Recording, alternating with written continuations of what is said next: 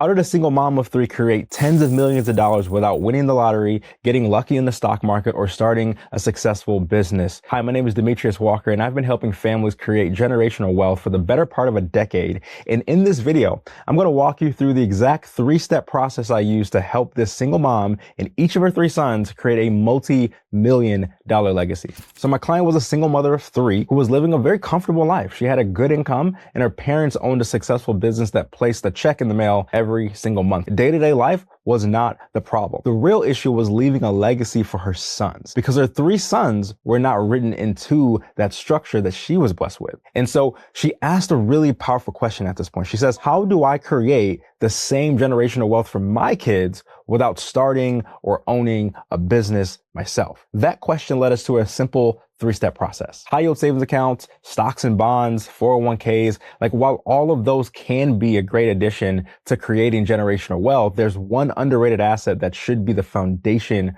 of it all, and that's life insurance. My client knew that life insurance was going to play a significant role in the overall plan because she had watched our videos for years. But here's where a lot of people can kind of go wrong. Some would try to make one policy do everything, and that can result in some hidden trade-offs. So instead of cramming every objective into one structure, the first thing we did was separate the jobs, right?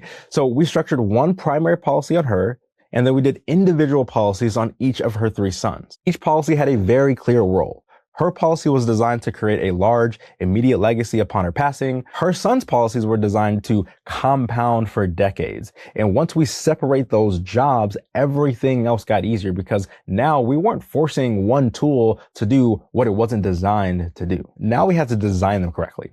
We ended up going with permanent insurance, specifically whole life, over term insurance. And the reason for that is simply because she didn't want something that was temporary. She wanted an asset that would last beyond her life and continue benefiting her boys throughout their lives. And to start these policies, she wanted to contribute $150,000 up front.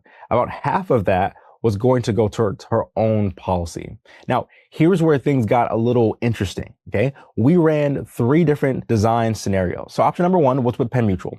She could contribute $75,000 on day one, which was one of her express goals toward the beginning of our conversations. Option number two was also with Penn Mutual. The only difference here was that the minimum premium was about $6,000, which is also one of her express goals and something that she really liked. But if she went with that one, that would limit her early contributions to only about $23,000. And so then we looked at option number three. This is with another company altogether called Guardian Life. She could contribute up to that $75,000 a year mark while also maintaining the $6,000 minimum premium.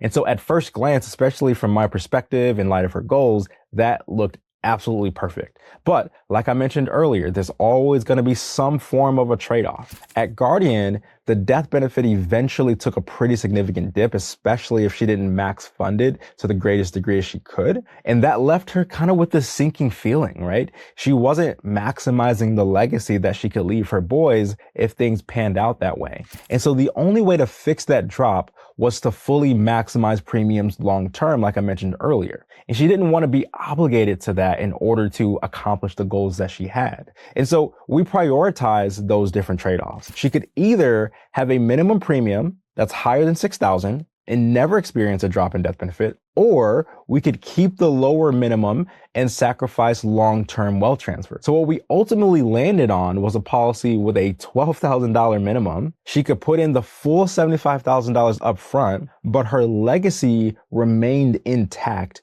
no matter when that day might come. And as for her boys, the total minimum premium across all three of their policies was also $12,000 per year. So across the board, $24,000 per year was the annual obligation, but she had the option to contribute up to $115,000 as she was able to over time. And so that balance between flexibility and also having permanence is what gave her peace. It's what caused her to say, this is exactly what I want. This is where most people underestimate the power of really what's happening. Because early on, her policy's death benefit was just over $800,000. Her boys' policies collectively were over $3 million, right? And so let's fast forward 15 years. Her policy grows to about $1.4 million.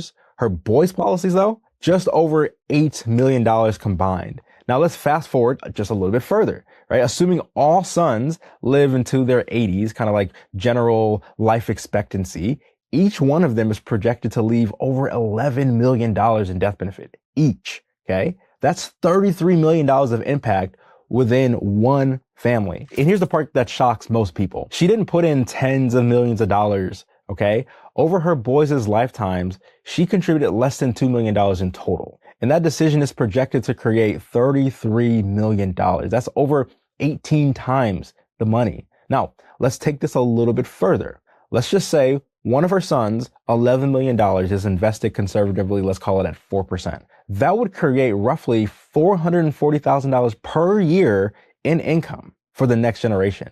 Now, over 100 years, my goodness, that's over $44 million flowing through that family line, right? Like multiply that by all three sons, that's over $1.3 million per year. And over a century, that's $132 million of economic impact from a $2 million decision. And that's just on the death benefit side of things. We haven't even talked about the cash value and what can be done with that to have a greater multiplying effect. And throughout this entire timeline, cash value is growing in the background the entire time. Capital that could be used to fund businesses, capital that could be used to support ministries, capital that could be used to rebuild communities. This is why we refer to permanent life insurance, specifically whole life insurance, as the and asset, because it doesn't just do one thing. It allows your money to do multiple things at once, also while creating wealth, lasting wealth for generations. And so if you want to see what this could look like for your family, there should be a link in the description or maybe the pinned comment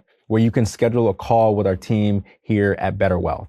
We'll walk you through what a personalized structure could look like based on your goals, your family, and your timeline. So thanks for watching. We'll see you in the next one.